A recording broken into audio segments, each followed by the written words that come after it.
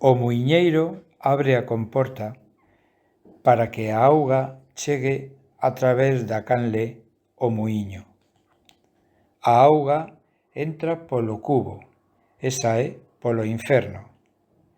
No inferno atópase o rodicio, que coa forza da auga xira e o seu movemento transmítese á moa, que é a que ao fin fai a fariña.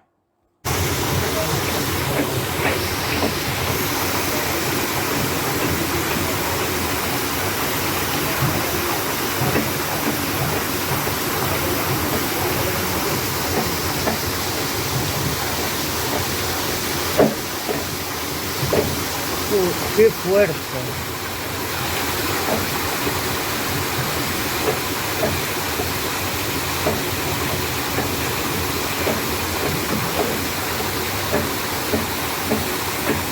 Es increíble, ¿eh?